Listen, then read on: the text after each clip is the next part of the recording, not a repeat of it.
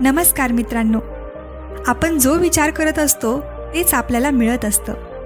मन हे माणसाचं खूप मोठं शस्त्र आहे. मनानेच माणूस स्वतःला रोखू शकतो आणि मनानेच माणूस स्वतःला जिंकूही शकतो. असं म्हणतात की या जगामध्ये आपले मन, भावना ही खूप शक्तिशाली गोष्ट आहे. जर तुम्ही एखादी गोष्ट खूप मनापासून मागितली तर ती तुम्ही नक्कीच मिळवू शकता. हो, हे मी नाही म्हणत, सगळ्या महापुरुषांनी हेच तर सांगितलं आहे.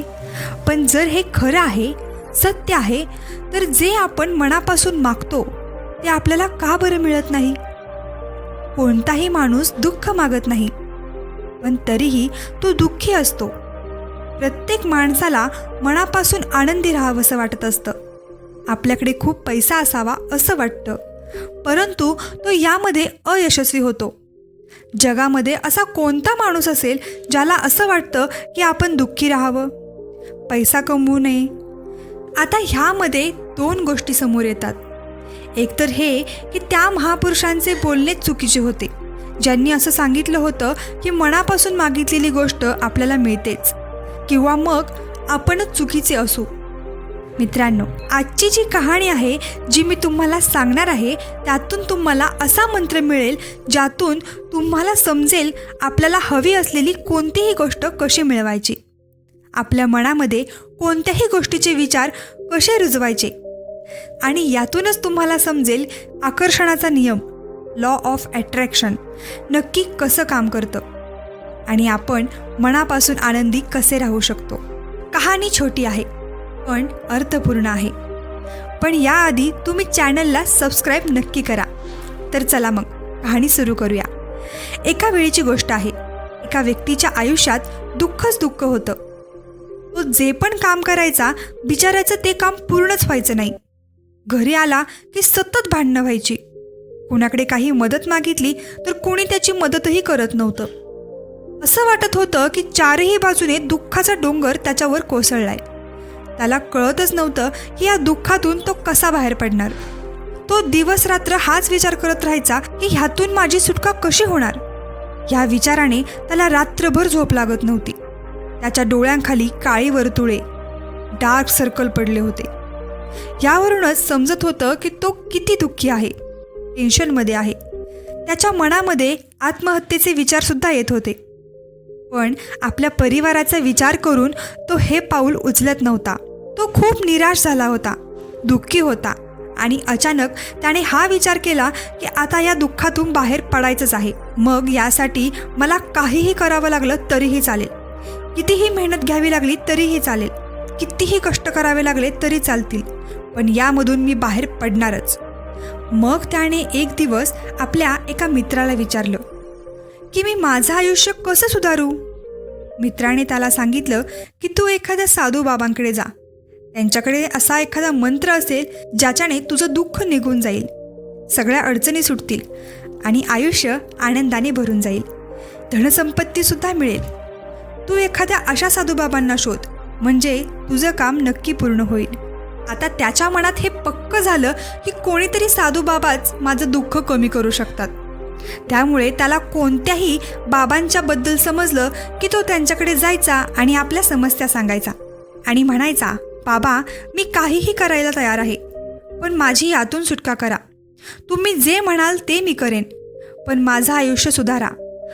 बाबा त्याला काही तोटका सांगायचे आणि त्याबद्दल दक्षिणा घ्यायचे आणि म्हणायचे, हे टोटके केल्यानंतर तुझ्या घरात सुख शांती नक्की येईल. मग तो माणूस घरी येऊन असे टोणे टोटके करू लागला. पण कितीही टोणे टोटके करून सुद्धा त्याच्या आयुष्यात काहीच बदल झाला नाही. ज्या बाबांकडे तो जायचा ते त्याच्याकडून दान दक्षिणा घ्यायचे. त्यामुळे त्याचे धनसुद्धा आता कमी झालं होतं. हळूहळू पैसासुद्धा कमी झाल्यामुळे दुःख अजूनच वाढत चाललं होतं. मग त्याच्या लक्षात आलं की अशा साधू बाबांकडे जाऊन माझ्या आयुष्यातला त्रास कमी होण्याऐवजी अजूनच वाढत चालला आहे. आता बाबांकडे जाऊ की नको. मग एक दिवस एक माणूस म्हणाला, तू तुझ्या घरामध्ये एक पंडित बोलवून हवन करून घे. हवन केल्यानंतर तुझं घर शुद्ध होईल. कुठलीही वाईट शक्ती असेल तर घरातून बाहेर निघून जाईल आणि घरामध्ये मंत्रोच्चार झाले तर सुख शांती येईल आणि त्यामागे पैसाही येईल. मग त्याने घरात पूजापाठ करून घेतला आणि त्या बदल्यात त्या पंडितजींनी सुद्धा त्याच्याकडून चांगलीच दक्षिणा घेतली. काही दिवसानंतर त्या व्यक्तीला जाणवलं की त्याच्या आयुष्यात अजूनही काही बदल झाला नाही. आता तो खूप निराश झाला आणि अजूनच दुःखी झाला. आता त्याला वाटू लागलं की त्याच्या आयुष्यातून दुःख कधी संपणारच नाही आणि हा विचार करून त्याची खूप वाईट अवस्था झाली. मग एके दिवशी त्याला त्याच्या एका मित्राने अशा साधूंविषयी सांगितलं जो उपाय सांगताना कोणतीही दानदक्षिणा घेत नाहीत. मग त्याला वाटलं की हे साधू दुसऱ्या बाबांसारखे नसतील, कारण ते काही दक्षिणा घेणार नाहीत, त्यामुळे नक्कीच हे कोणीतरी सिद्ध पुरुष असतील. हा विचार करून तो त्या साधूकडे जातो. जेव्हा तो तिथे पोहोचतो तेव्हा साधू तपस्या करत असतात. हे बघून तो तिथेच थांबतो. ध्यान पूर्ण व्हायची वाट पाहू लागतो. थोड्या वेळाने बाबांनी डोळे उघडले. समोर एक दुःखी आणि चिंतित माणसाला बसलेलं बघितलं. त्याच्या डोळ्याखालची वर्तुळे बघूनच साधूंना समजलं की हा किती दुःखी आहे. तेव्हा ते साधू म्हणाले, बाळा, काय पाहिजे तुला? तू माझ्याकडे काय घ्यायला आला आहेस? त्या युवकाने सांगितलं की बाबा, मी खूप दुःखी आहे आणि हे दुःख दूर करण्यासाठी मी अनेक उपाय पण केले आहेत. मला आत्तापर्यंत साधू महाराजांनी, बाबांनी सांगितलेली प्रत्येक गोष्ट केली, प्रत्येक माणसाने सांगितलेला उपाय पण केला, पण माझ्या आयुष्यातील दुःख काही कमी झालेच नाही. या उलट दुःख आणखीनच वाढत गेलं. मला कळत नाही मी काय करू. कधी कधी तर मी आत्महत्या करण्याचा पण विचार करतो, पण माझ्या परिवाराचा विचार करून हे पाऊल उचलावंसं वाटत नाही. बाबा, मी खूप आशेने तुमच्याकडे आलो आहे. मला काहीतरी असा उपाय सांगा ज्याने माझे दुःख दूर होईल आणि माझे दुःख दूर करण्यासाठी मी काहीही करू शकतो. तुम्ही सांगितलेला रस्ता कितीही कठीण असला तरीही मी तो पूर्ण करीनच. मग ते साधू महाराज त्याला बघून विचार करू लागतात आणि म्हणतात, हा माणूस तर खरंच खूप दुःखी आहे, निराश आहे. मग बाबा त्याला म्हणाले, बाळा, दुःख दूर करण्याचे मंत्र असेच मिळत नाहीत. ते मिळवण्यासाठी काहीतरी करावं लागतं. तू करू शकतोस का? हे ऐकल्यावर माणसाच्या मनात विचार आला की हे बाबा पण आता दान दक्षिणा मागणार. पण दुसरा काही पर्याय नसल्यामुळे तो बाबांना म्हणाला, बाबा, तुम्हाला जेवढी दक्षिणा पाहिजे तेवढी मी द्यायला तयार आहे, पण तुम्ही दिलेला मंत्र खरा आणि पूर्ण असायला पाहिजे.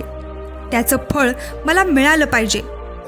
त्यानंतर तुम्हाला जी दक्षिणा पाहिजे ती मी द्यायला तयार आहे. बाबा म्हणाले, दान दक्षिणा तर खूप छोटी गोष्ट आहे आणि ती मला नको आहे. यावर विचार करून तो माणूस म्हणाला, बाबा, मी विस्तवावर पण चालायला तयार आहे. बाबा म्हणाले, विस्तवावर चालण्यासारखी छोटी गोष्ट मी तुझ्याकडून करून घेणार नाही. मी जे सांगणार आहे तो खूप कठीण मंत्र आहे, तो पूर्ण करू शकशील का? त्यावर तो माणूस म्हणाला, बाबा, तुम्ही सांगा तरी मला काय करावं लागेल? मी काहीही करायला तयार आहे. बाबा म्हणाले, आता इथून जेव्हा तू घरी जाशील तेव्हा रस्त्याने जाताना मनात बोलत जायचं की मी सुखी आहे, मी खूप सुखी आहे. परत परत हेच बोलायचं, मी खूप सुखी आहे. आणि हे बोलत असताना मनात माकडाचा विचार येऊ देऊ नकोस. हे फक्त मनात म्हणायचं आहे. हे ऐकून तो व्यक्ती म्हणाला, बाबा, बस एवढंच? हे तर मी चुटकीसरशी करेन, पण हे केल्यानंतर मी सुखी होईल? बाबा म्हणाले, हा मंत्र करून तर बघ. आणि असं पण तू किती बाबांचे मंत्र केले आहेस, आता हा मंत्र पण करून बघ. त्या माणसाने विचार केला की हे बाबा काही दान दक्षिणा घेणार नाहीत आणि मंत्र पण छोटासाच आहे, हा तर मी नक्कीच करू शकेन. तो म्हणाला, बाबा, ठीक आहे, मी हा मंत्र जरूर करेन. आणि तो उठून चालू लागला. तेवढ्यात मागून बाबा म्हणाले, बाळा, एक गोष्ट लक्षात ठेव, जेव्हा तू मनात हा मंत्र बोलत असशील तेव्हा तुझ्या मनात माकडाचे विचारसुद्धा येता कामा नयेत, तेव्हाच हा मंत्र सिद्ध होईल. मग तो व्यक्ती म्हणाला, मला तर आजपर्यंत कधीच माकडाचा विचार आला नाही, मग आता काय येईल? तुम्ही काळजी करू नका बाबा, मी मनात मी सुखी आहे, मी सुखी आहे असंच म्हणत राहीन आणि पुढे जाईन आणि माझ्या मनात माकडाचा विचारसुद्धा येणार नाही. एवढं बोलून तो तिथून निघाला. तो आपल्या मनात मी सुखी आहे, मी सुखी आहे असा विचार करत चालत होता. एवढ्यात त्याच्या मनात एकदा माकडाचा विचार येऊन गेला. त्याने विचार केला की आजपर्यंत माझ्या मनात कधीच माकडाचा विचार आला नाही. तो हे विसरला की त्याला कोणता मंत्र बोलायचा आहे आणि तो माकडाचाच विचार करू लागला. थोड्या वेळानंतर त्याला आठवण झाली आणि तो परत मी सुखी आहे, मी सुखी आहे असं बाबांनी सांगितलेला मंत्र बोलू लागला. पण अचानक त्याला समोर एक माकड दिसले आणि त्याला बघून तो परत माकडाचा विचार करू लागला. पण तो मनातून विचार काढू लागला. त्याला वाटत होतं की त्याच्या मनात माकडाचा विचार नको यायला, पण समोरच माकड दिसले. असं करत करत तो घरी पोहोचला आणि आपल्या बायकोला म्हणाला, ए माकडीने, मला जेवायला माकड वाढ. आणि जेव्हा त्याला हे समजलं की तो काय बोलला आहे, तेव्हा तो म्हणाला, आज हे काय होतंय मला? सगळीकडे माकडच का दिसत आहे? ही कसली जादू आहे? हा विचार करून करून त्याला रात्रभर झोप लागली नाही. तो रात्रभर या कुशीवरून त्या कुशीवर होत राहिला आणि सकाळी उठून त्या साधूबाबांकडे गेला. बाबांच्या पायावर डोकं ठेवून म्हणाला, बाबा, मला कळत नाही काय झालंय मला. आजपर्यंत कधीच माझ्या मनात माकडाचा विचार आला नाही, पण कालपासून तुम्ही जेव्हा मला सांगितलं की माकडाचा विचार करू नको, तेव्हापासून मला सगळीकडे माकडच माकडं दिसत आहेत. मला कळत नाहीये हे काय होतंय. हे ऐकून ते बाबा हसायला लागले आणि म्हणाले, बाळा, मनाचं जाळं एक असं जाळं आहे ज्याला समजणं एवढं सोपं नाही. माकडं तर तुझ्या आयुष्यात अगोदर पण आली होती. जेव्हा तू माझ्याकडे आला होतास तेव्हा रस्त्यांवर, झाडांवर माकडंच माकडं खेळत होती, पण तेव्हा तुझं त्यांच्यावर लक्ष नव्हतं. तुझं सगळं लक्ष तुझ्या दुःखी राहण्यावर होतं. मला किती दुःख आहे याचाच तू विचार करत होतास. त्यानंतर बाबा म्हणाले, बाळा, आपण ज्या गोष्टींपासून दूर पळत असतो ती गोष्ट आपल्या मनात खोलवर रुजली जाते, अंतर्मनात सामावून जाते. खरं तर आपल्याला ज्या गोष्टींपासून सुटका करायची असते तीच आपल्याबरोबर जोडली जाते आणि आपण जेवढा त्याचा विचार करू तेवढी ती मनात बसली जाते. वरून तर आपण म्हणतो की मी सुखी आहे, मी सुखी आहे, पण आपल्या मनात आणि विचारात दुःखच दुःख दिसत असतं. म्हणून आपल्या तोंडाने सारखं सारखं मी सुखी आहे, मी सुखी आहे असं म्हणून आपण सुखी होणार नाही, जोपर्यंत हा मंत्र आपल्या मनात आतपर्यंत रुजत नाही. यावर तो माणूस म्हणाला, बाबा, पण हा मंत्र आपल्या मनात प्रविष्ट कसा होणार? हे ऐकून बाबा म्हणाले, बाळा, तू अगोदर तुझ्या दुःखाशी भांडण करणं बंद कर. जर तू नेहमी दुःख दूर करण्याचा विचार करत राहशील तर ते नेहमी तुझ्यासोबतच राहील आणि ज्या दिवशी तू दुःखाविषयी विचार करणं बंद करशील, त्यापासून सुटका करून घेण्याचा विचार मनातून काढून टाकशील, त्याच दिवशी दुःख तुझ्या आयुष्यातून खूप लांब निघून जाईल. कारण एखाद्या गोष्टीपासून सुटका करून घेण्यासाठी आपल्याला त्याविषयी विचार करावा लागतो आणि आपण त्याविषयी जेवढा विचार करतो तेवढाच तो आपल्या मनावर कोरला जातो. कारण एखाद्या गोष्टीपासून सुटका करून घेण्यासाठी आपल्याला त्याविषयी विचार करावा लागतो आणि आपण त्याविषयी जेवढा जास्त विचार करू तेवढाच तो आपल्या मनावर कोरला जातो आणि आपल्या मनातून ती गोष्ट जातच नाही.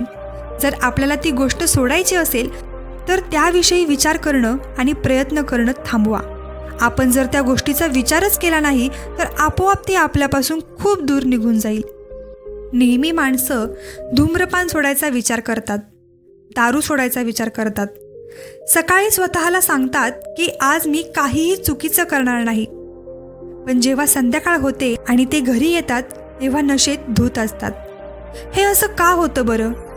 कारण आपण त्या गोष्टीला जास्त महत्त्व देत असतो. जेव्हा आपण त्याला सोडण्याचा विचार करतो तेव्हा आपण त्याला विशेष महत्त्व देत असतो. आपण जेवढा त्याचा विचार करू आपलं मन तेवढंच त्याच्या मागे धावणार. आपल्याला ती गोष्ट धरून बसायची नाही, काहीही विचार न करता पुढे चालत राहायचं आहे. आपोआप ती गोष्ट आपल्या आयुष्यातून दूर निघून जाईल आणि आपला मी सुखी आहे, मी सुखी आहे हा मंत्र सार्थ होईल. एकदा आपलं लक्ष आपल्या अंतर्मनात बसलं की कोणतंही यश मिळवायला कसलीच अडचण येत नाही. मग मित्रांनो, कशी वाटली ही कहाणी कमेंट करून नक्की कळवा. भेटूया पुढच्या व्हिडिओमध्ये. धन्यवाद.